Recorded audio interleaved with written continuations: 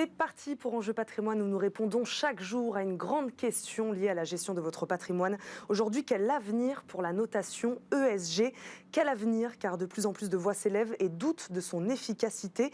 Dernière affaire médiatique en date, on s'en rappelle, l'affaire Orpea. Le spécialiste des EHPAD se vantait dans son rapport RSE d'une belle progression dans les classements, juste avant malheureusement la révélation d'un journaliste sur des problèmes structurels qui ont conduit à des cas de maltraitance. On va revenir donc sur ces critères ESG et ses limites, peut-être, avec nos invités. Frédéric Desjean nous accompagne, professeur à l'Université Paris-Dauphine. Bonjour. Bonjour. Bienvenue, merci beaucoup de nous accompagner aujourd'hui. Hervé Bégaud nous accompagne également, expert comptable et associé RSE chez Hendrix. Bonjour. Bonjour. Bienvenue à vous aussi. Frédéric Desjean, j'aimerais qu'on commence par un petit rappel. À quoi sert cette notation ESG ? En fait, la notation ESG, elle permet d'évaluer, d'apprécier, d'approcher les performances sociales, environnementales. Le G, c'est pour la question de la gouvernance. Voilà, donc on est dans une appréciation de la performance extra-financière qui repose sur des éléments déclaratifs avant tout. Donc déclaratifs de la part des émetteurs d'informations, c'est-à-dire des entreprises ou des entités qui sont notées. Qui sont ces agences de notation qui évaluent les différentes entreprises, justement ? Il y en a plusieurs. Enfin, en France, on en a une qui est assez connue, Vigéo, qui a rejoint d'ailleurs une agence de notation financière. Et puis, il y en a d'autres au niveau international. Même si la difficulté aujourd'hui, c'est que ces agences ne sont pas organisées, structurées. Et il n'y a pas une autorité de contrôle, finalement, comme on peut avoir en matière financière. Donc le contrôle peut être différent selon les agences. C'est ça qui peut-être pose problème aussi. Aujourd'hui, elles peuvent ne pas faire le même diagnostic ou donner les mêmes notes. Absolument, ouais. Absolument. Enfin, chaque agence a sa méthodologie. Et il y a un biais qu'a souligné Frédéric, c'est qu'effectivement, quand elle note, elle demande aux entreprises de déclarer. Donc, c'est du déclaratif. Il y a un premier biais. Déclaratif veut dire finalement que l'agence ne fait pas le travail d'analyse, voire ne s'appuie pas sur des audits pour apprécier la fiabilité des données qu'elle analyse finalement. Oui, et en fait, pour compléter, c'est vrai que vous parliez du cas Orpea. Si on reprend ce décalage qu'on va appeler justement ce greenwashing entre ce qui est déclaré et ce qui est fait, dans le cas par exemple de Volkswagen, le Dieselgate, les agences de notation, pour certaines, évaluaient bien le groupe Volkswagen, pour d'autres, elles avaient réussi à pointer du doigt déjà quelques risques inhérents. Et c'est vrai qu'on voit régulièrement dans l'univers de la notation extra-financière, de la notation ESG, des disparités très fortes sur une même entreprise, voilà, qui peut être bien notée ou mal notée. Et on retrouve finalement la question comptable, à savoir que tout ça repose sur des postulats, sur des principes, des hypothèses qui vont différer d'une agence de notation à une autre. Mais à la différence de la comptabilité où la connaissance est largement diffusée, là, en fait, on n'a absolument aucune information, ou très peu et de façon insuffisante, sur le fonctionnement de l'agence. Parce que sur quelles informations on s'appuie exactement pour faire ces notations ESG? De l'information publique, donc du déclaratif déjà, donc de l'information publique. Lesquelles exactement? Celles qui sont diffusées par exemple dans les rapports d'activité, qui sont diffusées dans des rapports RSE, les rapports intégrés, sur les sites internet des entreprises. Et puis les agences de notation, via les analystes extra-financiers, vont se rapprocher par exemple de certaines parties prenantes, comme des syndicats, comme des ONG, pour croiser les informations. Elles font aussi souvent des entretiens directement, elles prennent contact avec les entreprises, notamment en matière de controverses. Voilà, donc il y a à la fois des informations publiques et puis des informations qui vont être plus privées ou qui vont être collectées via des questionnaires, par exemple. Et c'est comme ça qu'on peut se retrouver avec un Orpea bon élève sur le papier et pas tant que ça finalement en réalité? C'est ça qui arrive? Oui, parce qu'en fait, les analystes extra-financiers, à quelques exceptions près certainement, mais n'ont pas le temps, n'ont pas les capacités, les moyens de se déplacer Hervé parlait par exemple des questions d'audit sur site. Il n'en est pas question quand on est analyste extra-financier. On n'a pas le temps, étant donné les univers, Hervé disait tout à l'heure que l'agence Vigeo Eiris a été rachetée par l'agence de notation financière Moody's. Voilà, les univers deviennent internationaux, mondiaux. Donc il n'est pas possible, quand on est un analyste extra-financier, de passer trop de temps sur une entreprise en particulier, de se déplacer. Voilà, donc ça se fait vraiment sur une information qui est publiée ou qui est à disposition, mais qui n'a pas forcément été vérifiée en dehors d'une accréditation liée à un audit obligatoire de type OTI, mais toujours pareil sur du déclaratif. Donc Hervé Bégaud, peut-être à force de controverses, c'est ça qui fait qu'aujourd'hui on met un peu son nez dedans, on essaie de repenser peut-être la structure. Oui. Ces controverses, elles auront servi à ça au moins. On avait quand même un tout petit peu anticipé, mais ce qu'on sentait bien, le vent tourner, les critiques montaient de plus en plus. Et ce qui manque fortement, c'est d'abord l'absence de système d'information structuré sur les données RSE d'une manière générale. Ce qu'on appelle, nous, dans notre jargon, la piste d'audit. Donc, il y a une chaîne d'information et de la source jusqu'à l'utilisation par les acteurs, les analystes notamment, il faut sécuriser. Et donc, qui doit la donner, cette structure-là? Qui doit l'établir? Nous, on estime qu'aujourd'hui, les comptables, les experts comptables et les financiers doivent évoluer pour intégrer les données RSE dans le pilotage des entreprises. Et d'ailleurs, on le voit bien au niveau européen, c'est une autorité, c'est l'EFRAG, qui est le bras armé comptable de l'Union européenne, qui travaille sur l'extra-financier, donc c'est un bon signal. Et puis, bien en France, on a beaucoup anticipé sur ces sujets. Donc, la donnée extra-financière va se structurer au cœur même des systèmes d'information financiers. Et donc ça, c'est intéressant, parce qu'on va pouvoir travailler à la sécurisation, à la fiabilisation de cette chaîne d'information. Et puis la deuxième brique, c'est effectivement les audits externes. C'est déjà le cas depuis la réglementation européenne, même un peu avant en France, où les informations RSE d'une catégorie d'entreprises, plus de 500 salariés, bientôt 250 salariés, vont être auditées par des organismes indépendants, tiers indépendants. Donc ça va être une deuxième brique de sécurisation de ces informations. Puis ensuite, il faut qu'on crée des analystes formés à une analyse un peu plus poussée en s'appuyant sur des informations plus sécurisées. Alors après, bien sûr, elles vont continuer à croiser les informations avec les parties prenantes, elles vont jouer leur rôle d'analyste, mais il faut que l'information qui leur sont remontées soit fiable. Et c'est peut-être là où le problème se situe aujourd'hui. Frédéric Desjean, vous faites le même constat, vous donnez les mêmes solutions, les mêmes briques?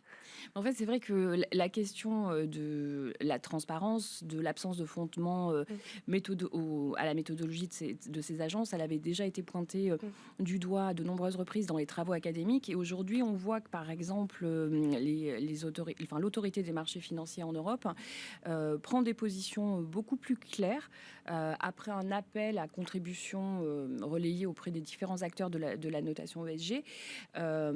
Afin justement de pallier ces insuffisances, voilà, de faire le point sur les limites et de proposer des solutions. Les solutions, c'est comme l'a dit Hervé, améliorer la qualité de l'information, bien sûr, et puis travailler sur le collectif aussi. C'est-à-dire que les acteurs sont nombreux sur ce marché-là. Il y a par exemple des syndicats qui sont très présents sur le marché de l'ESG. On a aussi de nombreuses agences qui vont être des structures, par exemple, plus petites, qui travaillent sur des entreprises de taille moyenne, par exemple, de taille petite, qui ont des méthodologies riches aussi pour certaines. Voilà, donc il y a une expertise clairement depuis plusieurs années qui a été développée, donc il ne faut pas non plus l'oublier. Voilà, mais l'idée, c'est de pouvoir s'assurer que les informations qui sont diffusées par les entreprises vont être traduites de façon adéquate. Et puis je pense aussi qu'en bout de chaîne, il faut attirer l'attention des investisseurs, des utilisateurs de l'information extra-financière sur finalement le rôle de cette cette note ESG. Elle sert à quoi? En soi, une note ESG n'est pas très utile. En fait, c'est pas non plus, je dirais, la finalité de cette chaîne-là. La note ESG, elle est un outil d'aide à la décision. C'est pas simplement, il faut pas en tout cas que ce soit simplement sur la base d'une note ESG que soient prises des décisions d'investissement. Et je crois que ça, c'est extrêmement important. Oui, Hervé Bégaud. Effectivement, enfin, ma critique principale, au-delà de ce qu'on s'est dit tout à l'heure, sur cette note, c'est qu'en matière financière, quand on note, on s'appuie sur une comptabilité financière, d'une manière générale.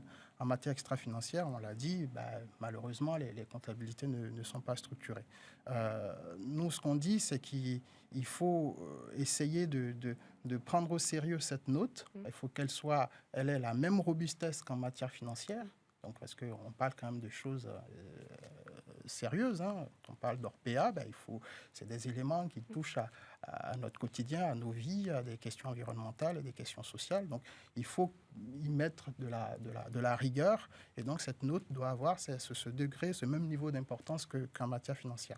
C'est aussi pour ça que nous, on pousse à une sorte de fusion entre information financière et information extra-financière. On travaille il y a des méthodologies qui se développent, et nous, on travaille sur une méthodologie qui s'appelle le modèle CARE. Et le modèle CARE propose de structurer les données comptables en y intégrant les données extra-comptables. Donc, c'est de faire ce lien financier extra-financier pour faciliter... Ce qui n'est donc pas le cas du tout. Ce qui n'est pas le cas aujourd'hui. Pour faciliter le travail des analystes. Parce que, imaginez un analyste financier va regarder les KPI financiers, la notation financière, va regarder une batterie d'informations sur l'extra-financier, trouver une cohérence dans tout ça et pouvoir donner un avis. Donc, je pense que cette fusion qui évolue tout doucement va aussi apporter... un niveau de sécurisation et un outil, un matériau pour aider les analystes à mieux travailler. Tout en permettant aussi de s'interroger sur la question de l'agrégation, parce que c'est vrai que quand on a une note ESG globale, on se pose la question de savoir ce qu'elle représente finalement. Vous me demandiez au début, à quoi ça sert finalement cette note. J'ai expliqué que c'était pour évaluer une performance, mais cette performance extra-financière, sur quoi est-ce qu'elle repose? On a dans la note ESG autant une mesure d'empreinte de la biodiversité qu'une appréciation de la prévention des risques psychosociaux, par exemple, ou la question des émissions carbone dont parlait Hervé. Et tout ça va se retrouver dans une note globale, souvent agrégée par ces agences de notation extra-financière, avec la possibilité pour les utilisateurs de la désagréger.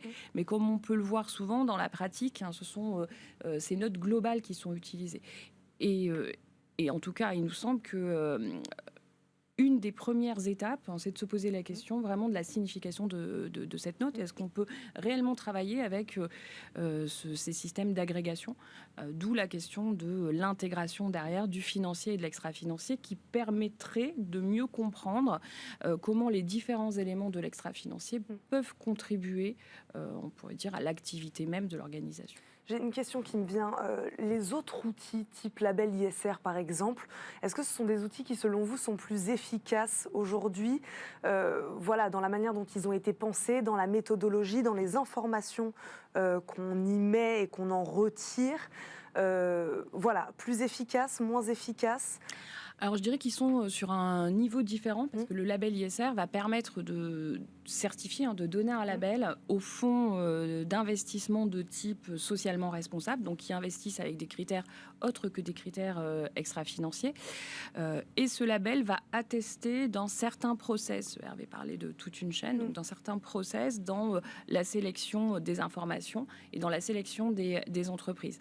Malgré tout, le label est en ce moment, je dirais, pas remis en question, mais en tout cas, sa méthodologie est... là aussi, est remis en cause. Est en train d'être revu, parce qu'il y a un nouveau comité.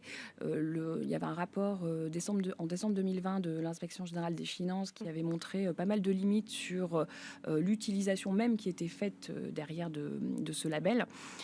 Parce qu'en fait, finalement, qu'atteste ce label? C'est d'abord l'utilisation, par exemple, de notes en provenance des agences de notation extra-financière, justement. Et puis, c'est regarder aussi la transparence des sociétés de gestion. Mais on n'est pas dans une évaluation de la qualité du travail des sociétés de gestion. Voilà. Il nous reste juste quelques secondes. Je voulais juste vous entendre sur un sujet. La main mise sur ces agences de notation aujourd'hui, est-ce qu'il faut que quelqu'un reprenne la main? Là aussi, peut-être les pouvoirs publics, d'autres institutions plus indépendantes. Voilà, juste votre avis là-dessus, Hervé Bégaud. Oui, nécessairement. Enfin, il faut une régulation. Hein, comme, si on veut... Par qui? Donc par l'État? Mais par l'État, pourquoi pas, par les autorités classiques. Parce que quand on parle quand même d'information pour juger l'entreprise, donc que ce soit financier ou extra-financier, pourquoi ne pas laisser les autorités classiques, l'AMF ou autres, prendre la main sur ces sujets? Oui, l'État a déjà pris position en réglementant l'activité des entreprises quant à la diffusion de ces informations. Il réglemente aussi l'utilisation que peuvent en faire les sociétés de gestion, les investisseurs. Et donc, on attend impatiemment qu'il y ait le même type de prise de position concernant cet acteur intermédiaire. Eh ben, on va s'arrêter là-dessus. Merci beaucoup à tous les deux d'avoir répondu à nos questions aujourd'hui, d'être venus débattre dans Smart Patrimoine. Frédéric Desjean, je le rappelle, vous êtes professeur à l'Université Paris-Dauphine. Hervé Bégaud, expert comptable et associé RSE chez Hendrix. Merci beaucoup à tous les deux. Et merci à vous de nous avoir suivis. On se retrouve très vite pour un nouveau numéro de Smart Patrimoine. Très bonne journée à tous sur Bismart et à très vite.